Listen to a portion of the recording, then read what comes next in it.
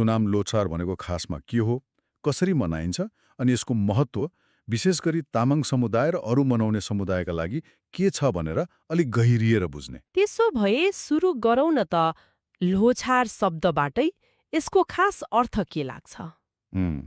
तामाङ भाषामा लो भनेको चाहिँ वर्ष वा साल रहेछ। ए, लो भनेको वर्ष हो, अनि छार भनेको नयाँ भनेपछि सिधा अर्थमा नयाँ वर्ष। नयाँ वर्ष हो, यो फेरि चन्द्रपात्र अनुसार चल्ने रहेछ। हरेक वर्ष माघ महिनाको शुक्ल पक्षको पहिलो दिन मतलब प्रतिपदाबाट सुरु हुन्छ। अनि यसको अर्को एउटा रोचक कुरा भनेको त त्यो 12वटा जीवजन्तुसँग जोडिएको वर्ष चक्र पनि हो, होइन त? हो, त्यसलाई लोखोर भन्दा रहेछन्, 12 वर्षको चक्र। लोखोर हरेक वर्षलाई एउटा पशुले प्रतिनिधित्व गर्ने, जस्तो मुसा, गाई, बाघ, बिरालो हुँदै बन्देल वा सुँगुरसम्म। ए, हरेक वर्ष फरक फरक पशु हो, हरेक नयाँ वर्षमा एउटा लो फेरिन्छ, त्यसलाई लोफोबा वा लोदोबा पनि भनिन्छ। भनेपछि त 12 वर्षमा एकपटक आफ्नो जन्म वर्षको पशु फर्केर आउने भयो। एकदम। यो चक्रलाई ज्योतिषीय गणना अनि मान्छेको भाग्यसँग पनि जोडेर हेरिन्छ। अब यसको इतिहासको कुरा गर्दा, होइन? कति पुरानो हो यो? ठ्याक्कै कहिले सुरु भयो भन्न अलि गाह्रो छ, तर स्रोतहरूले चाहिँ यसलाई चिनिया सभ्यता र उनीहरूको ज्योतिषीय परम्परासँग जोडेर हेर्छन्। त्यो त करिब 4700 वर्ष पुरानो मानिन्छ। 4700 वर्ष साँच्चीकै निकै पुरानो परम्परा रहेछ। अनि यसको तिब्बती बौद्ध धर्मसँग चाहिँ कस्तो सम्बन्ध छ? यहाँनिर एउटा चाखलाग्दो कुरा छ। तिब्बतमा बौद्ध धर्म आउनुभन्दा अगाडि पनि त्यो बेला बोन धर्म मान्दाखेरि। यो बोन धर्म हुँदा? हो, त्यति बेला पनि हिउँदमा प्रकृति र स्थानीय देवी देवतालाई पुज्ने, धूप बाल्ने, उब्जेको फसल चढाउने चलन थियो रे। पछि तिब्बतका 9औं राजा पोदे गुङ्ग्यालको पालादेखि चाहिँ यसलाई बौद्ध परम्परा अनुसार मनाउन थाल्यो।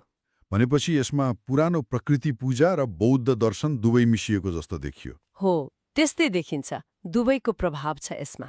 यो त निकै तहगत इतिहास भयो।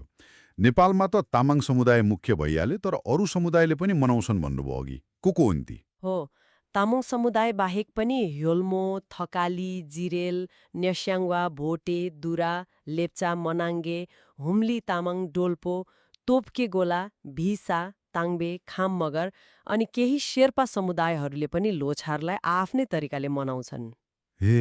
खास गरी बागमती प्रदेशको तामाङ बहुल क्षेत्रतिर त यसको रौनक अझ बढी देखिन्छ। नेपाल बाहिर पनि यसको उत्तिकै महत्त्व छ होला है। विश्वभर छरिएका तामाङ समुदायले कसरी मनाइरहेका छन्? निश्चय नै। चीन, मङ्गोलिया, जापानदेखि लिएर भियतनाम, थाइल्याण्ड, सिङ्गापुर जस्ता देशहरूमा पनि यो चन्द्रपात्र अनुसार नयाँ वर्ष मनाउने चलन छँदैछ।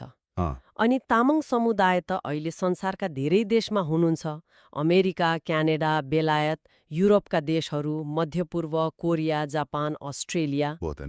जहाँ जहाँ तामाङ समुदाय हुनुहुन्छ त्यहाँ उहाँहरूले संस्थागत रूपमा होस् वा व्यक्तिगत रूपमा भेला भएर सांस्कृतिक कार्यक्रमहरू गरेर लोछार एकदम धुमधामसँग मनाउनुहुन्छ।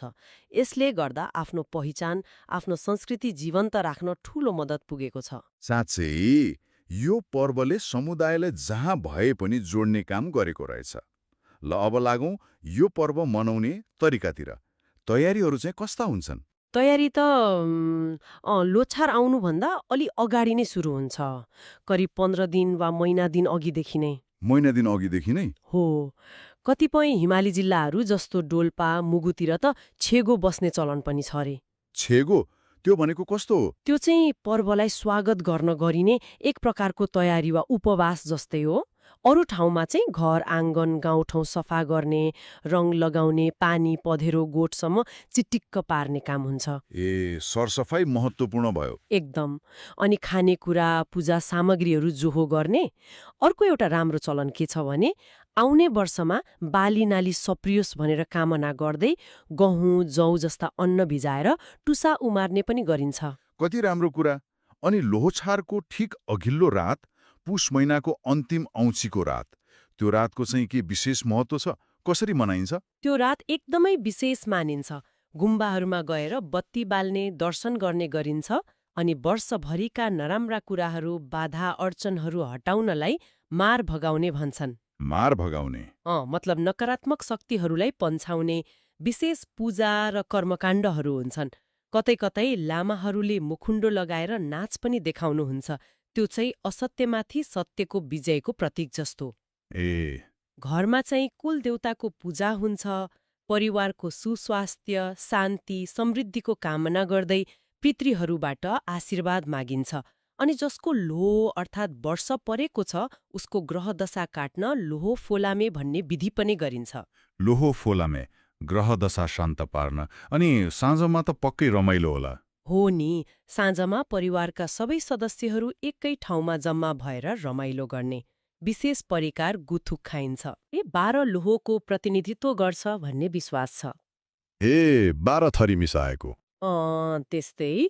अनि नाचगान गर्ने, रमाइलो गर्ने क्रम नयाँ वर्ष नआउन्जेल चल्छ। अर्को महत्त्वपूर्ण कुरा, रातभरि घरमा बत्ती बालेर राख्ने चलन छ, छेउमे वा द्वीप बाल्ने। अन्ध्यारो हटाउनलाई। हो, त्यसको अर्थ चाहिँ अन्ध्यारो हटेर जीवनमा सधैँ उज्यालो र खुसी आओस् भन्ने कामना हो। निकै अर्थपूर्ण रहेछ यो त। ल, अब आयो लोछारको पहिलो दिन, माघ शुक्ल प्रतिपदा। त्यो दिनको सुरुवात कसरी हुन्छ? त्यो दिनको सुरुवात नै शुद्धता र पवित्रताबाट हुन्छ। बिहान सबेरै उठेर नुहाई-धुवाई गर्ने, सफा लुगा लगाउने। अनि पूजाआजा? त्यसपछि घरको मुख्य पूजा सुरु हुन्छ, जसलाई छो चढाउने भनिन्छ। घरको मुली वा जेठो सदस्यले घरको लाखाङ मतलब पूजा कोठा वा बुद्धको मूर्ति तस्बिर अगाडि चोखो पानी, साङ्छे मार फेमार। फेमार भनेको के हो? त्यो पूजामा प्रयोग हुने जौ वा चामलको पिठो हो। अनि दुछी भन्छ घिउको दियो। अनि छो अर्थात् फलफूल, कन्दमूल, आलु, तरुल, भ्याकुरहरू, खाप्से भन्ने रोटी, बाबरगेङ जस्ता परिकारहरू सजाएर चढाउनुहुन्छ। कति थरी कुरा। हजुर। अनि धूप बालेर साङसेरग्याम भगवान र पुर्खाहरूलाई धन्यवाद दिँदै आउने वर्षमा अन्नपानी र समृद्धिको लागि प्रार्थना गरिन्छ। यो चढाएको छो, दुची, फेमार पछि घरमा आउने पाहुनाहरूलाई शगुनको रूपमा दिन्छ। अनि त्यो दिन घर घरमा गुम्बाहरूमा रङ्गीन झण्डाहरू फहराएको देखिन्छ नि, त्यसलाई के भन्छन्? त्यसको के महत्त्व छ? हो, त्यसलाई दर्ज्यू वा लुङदर भनिन्छ। नयाँ वर्षको सुरुवातमा सबै प्राणीको हित र कल्याण होस् भन्ने कामना गर्दै घर, गुम्बा, डाँडाकाँडामा यी नयाँ प्रार्थना ध्वजाहरू फहराइन्छ। कस्तो रङको हुन्छ त्यो? परम्परा अनुसार त आफ्नो लो अनुसार लामासँग पात्रो, ची हेराएर शुभ रङको दज्युम मतलब ध्वजा राख्नुपर्ने हो। तर लामा नहुँदा पञ्चरङ्गी वा आकाशे रङको दज्युम पनि राख्न सकिन्छ।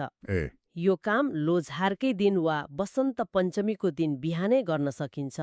दज्युम फहराउँदा धूप बाल्ने, फलफूल केम्स्याल गर चढाउने गरिन्छ। अनि सबैजना मिलेर दज्युम उठाउँदा ल ग्याल्लो दुधफामो, देवताको जय होस्, दानवको हार होस् भन्दै कराउँछन्। कस्तो रमाइलो हो। अनि जौको सातु, चम्पा आकाशतिर उडाएर एक आपसमा शुभकामना साटासाट गर्छन्। यो त निकै जीवन्त परम्परा रहेछ। सामुदायिक भावना पनि बलियो बनाउने खालको। अनि आशीर्वाद लिने दिने चलन नि? त्यो त छँदैछ नि।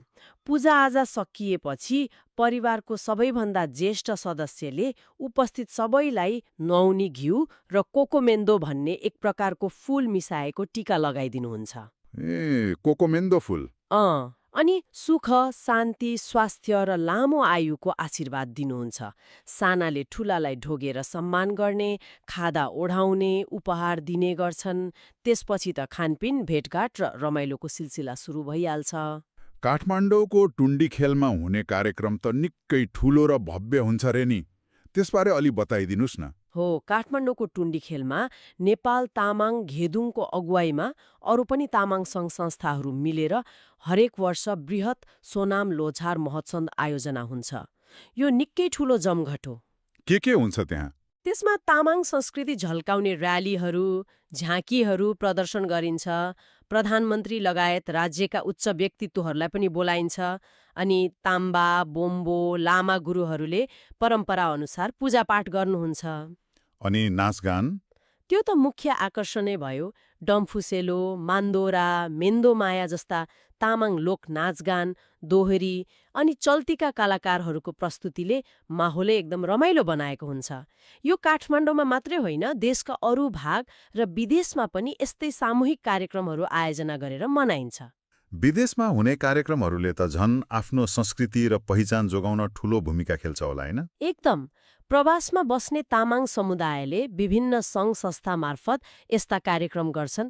कहिले नेपालबाटै कलाकार बोलाएर, कहिले उतैका प्रतिभाहरूलाई लिएर भव्य रूपमा लोछार मनाउँछन्। यसले गर्दा नयाँ पुस्तालाई आफ्नो संस्कृतिसँग जोड्न, भाषा, वेशभूषा, नाचगानको संरक्षण गर्न अनि त्यो सामुदायिक एकता कायम राख्न निकै महत्त्वपूर्ण भूमिका खेलेको छ। सम्म चल्छ। पहिलो दिनको मुख्य उत्सवपछि पनि यसको रौनक केही दिन रहन्छ, खास गरी वसन्त पञ्चमीसम्म। दोस्रो दिनदेखि चाहिँ आफन्त, नातागोता, मान्यजन, इष्टमित्र कहाँ जाने, खादा लाएर शुभकामना आदान प्रदान गर्ने, आशीर्वाद लिने दिने क्रम चल्छ। भेटघाटको समय ओहो, चेलीबेटीलाई बोलाएर खुवाउने, आफूले मान्नुपर्ने ठूला बडा कहाँ आशीर्वाद लिन जाने गरिन्छ। यो भेटघाट र सम्बन्धलाई अझ न्यानो बनाउने समय हो। अनि वसन्त पञ्चमीको चाहिँ केही छुट्टै महत्त्व छ कि? छ। तामाङ समुदायमा वसन्त पञ्चमीको दिन साना नानी बाबुलाई अक्षर चिनाउन सुरु गरे छिटो सिक्छन् भन्ने विश्वास छ। अनि लोछारको दिनमा त्यो दोजुम उठाउन नभ्याएका वा छुटेकाहरूले यही दिन उठाउने गर्छन्। अनि समापन चाहिँ कसरी हुन्छ? पर्वको समापनतिर चाहिँ आउँदो वर्ष खेतीपाती राम्रो होस् भनेर भूमि पूजा, मङ्गल पूजा गर्ने चलन छ। अनि त्यसपछि भोज भतेर, वनभोज र सांस्कृतिक कार्यक्रमहरू गरेर पर्वलाई बिदा गरिन्छ। खानपिनको कुरा गर्दा अघि गुथुकको कुरा आयो। अरू के विशेष परिकार हुन्छन् लोछारमा? अलि बताइदिनुस् न। गुथुक त भइहाल्यो। त्यसबाहेक बाबर वा रोहट भनिने रोटीहरू हुन्छन्। बाबर, रोहट? फापर चामल, गहुँ वा कोदोको पिठोबाट तेलमा पकाएर बनाइन्छ। आल्मु भन्ने पानीमा उसिनेको रोटी पनि हुन्छ। खाप्से भयो, त्यो गहुँको पिठोबाट बन्ने एक प्रकारको खाजा जस्तो। अनि कन्दमूलहरू जस्तै तरुल, सक्करखण्ड, पिण्डालु, आलु, यिनीहरूको पनि विशेष महत्त्व हुन्छ। कन्दमूलको पनि? हो, यो मौसममा पाइने भएकोले पनि होला यिनीहरूलाई शुभ मानिन्छ। ल, यति धेरै कुरा सुनिसकेपछि अब यसको समग्र महत्त्वलाई कसरी हेर्न सकिन्छ? यो पर्व तामाङ समुदायका लागि किन यति धेरै महत्त्वपूर्ण छ? यहाँ मननयोग्य कुरा के छ भने होइन, सोनम लोछार तामाङ समुदायको सामाजिक, सांस्कृतिक र धार्मिक जीवनको एकदमै अभिन्न अङ्ग हो। यो केवल पात्रो फेरिने दिन मात्रै होइन, यो त उनीहरूको पहिचान, उनीहरूको सभ्यता, सांस्कृतिक निरन्तरता र अस्तित्वको प्रतीक हो। पहिचानको प्रतीक हो। यसले मानिसहरूलाई एक ठाउँमा ल्याउँछ, पुस्ताहरू बीचको सम्बन्ध जोड्छ र त्यो सामाजिक एकतालाई अझ बलियो बनाउँछ। अनि यसमा जुन प्रकृति, पशुचक्र, फसल र अध्यात्म, पूजा, आशीर्वादको मिश्रण देखिन्छ नि, त्यसले पनि यसलाई विशेष बनाएको छ है। एकदम। यो पर्वको सुन्दर पक्ष नै त्यही हो। यसले प्राचीन प्रकृति पूजन परम्परा, जुन सायद बोन धर्मसँग जोडिएको थियो र पछि विकसित भएको बौद्ध दर्शनलाई एकैसाथ समेटेको छ। यसले मानिसलाई प्रकृति र आध्यात्मिक दुवै संसारसँग जोड्ने काम गर्छ। यो पर्वले राष्ट्रिय स्तरमा मान्यता पाएको कुरा पनि निकै महत्त्वपूर्ण छ नि? यसबारे स्रोतहरूले के भन्छन्? हो, यो एउटा महत्त्वपूर्ण उपलब्धि हो। तामाङ गेदुङ लगायत लोछार मनाउने अरू समुदायहरूको लामो प्रयासपछि बीएस 2051 सालमा तत्कालीन सरकारले तामाङ लोछार पर्वलाई राष्ट्रिय पर्वको रूपमा मान्यता दिएको थियो। 2051 सालमा? हो। यसले के देखाउँछ भने राज्यले पनि नेपालको जुन बहुसांस्कृतिक यथार्थ छ त्यसलाई स्वीकार गरेको छ। स्रोतहरूले विगतको राज्य नीतिको प्रभावबारे पनि अलि सङ्केत गरेका छन् जस्तो लाग्यो। त्यसलाई कसरी बुझ्ने? हो, स्रोतहरूमा के कुरा उल्लेख छ भने विगतमा राज्यले एकल भाषा, धर्म र संस्कृतिलाई मात्रै प्राथमिकता दिने नीति लिँदाखेरि नेपालका थुप्रै आदिवासी जनजाति समुदायका मौलिक पर्वहरू जस्तै लोछार अलि ओझेलमा पर्यो। अनि गैर आदिवासी समुदायमा यस बारेमा जानकारी र बुझाइको पनि कमी भयो। यो पक्कै पनि राज्यको विगतको कमजोरी थियो भन्न सकिन्छ। तर अहिले अवस्था फरिएको छ। हो, पछिल्लो समयमा लोछार जस्ता पर्वहरूले राष्ट्रिय मान्यता पाउनु, सार्वजनिक विदा हुनु अनि यसरी खुला रूपमा मनाइनुले सांस्कृतिक पहिचान र विविधताप्रतिको सम्मान बढेको स्पष्ट देखिन्छ। यसले के पनि देखाउँछ भने सांस्कृतिक मान्यता र पहिचान भन्ने कुरा स्थिर हुँदैनन्, समयसँगै सङ्घर्ष र संवादबाट विकसित हुँदै जान्छन्। ल यसलाई अलि निचोडमा हेरौँ न त। आज हामीले सोनाम लोछारको शाब्दिक अर्थदेखि लिएर यसको 12 वर्षीय पशुचक्र, मनाउने विस्तृत विधि, परम्परा, तयारी, खानपिन, यसले समुदायलाई कसरी जोड्छ र यसको राष्ट्रिय तथा अन्तर्राष्ट्रिय महत्त्वबारे गहिरो कुराकानी गर्यौं। त्यसो भए यी सबैको सार के हो त? यो केवल रमाइलो गर्ने पर्व मात्रै होइन रहेछ। यो त पहिचान, संस्कृति, समुदायको जरा र भविष्य जोड्ने एउटा जीवन्त उत्सव पो रहेछ। एकदम सही भन्नुभयो। सोनाम लोछार तामाङ पहिचान र उनीहरूको सांस्कृतिक निरन्तरताको एकदमै बलियो आधार हो। यसमा प्रकृतिप्रतिको सम्मान छ, जुन पशुचक्र र बालीनालीको प्रार्थनामा देखिन्छ, पुर्खाप्रतिको श्रद्धा छ, अनि समुदाय बीचको त्यो आत्मीयता गाँसिएको छ। यहाँ सबैभन्दा चाखलाग्दो पक्ष के हो भने होइन, के हो? हजारौं वर्षदेखि चलिआएका यी परम्पराहरू आज पनि कसरी यति जीवन्त छन् अनि नेपालदेखि लिएर विश्वभर फैलिएका समुदायलाई एउटै सूत्रमा बाँधेर यति उत्साहका साथ मनाइँदैछ भन्ने कुरा नै हो। साँच्चै यो निरन्तरता आफैमा अद्भुत छ। र यो कुराकानीको अन्त्यमा एउटा सानो विचार छोडेर जाउँ न त। लोछारको यो 12 वर्षे पशुचक्र छ होइन, हरेक वर्ष एउटा पशुसँग सम्बन्धित यो पर्व मनाउनेहरूका लागि त यसको विशेष अर्थ छँदैछ, तर हामी सबैले आफ्नो जीवनका नयाँ सुरुवात वा चक्रहरूलाई हेर्दा त्यो वर्षसँग जोडिएको पशुको गुण जस्तै मुसाको चलाखी होला, बाघको आँट, सर्पको ज्ञान वा घोडाको दौडलाई आफ्नो जीवन वा योजनासँग जोडेर हेर्दा कस्तो होला? रोचक सोच। सायद त्यसले हामीलाई केही नयाँ दृष्टिकोण पो दिन्छ कि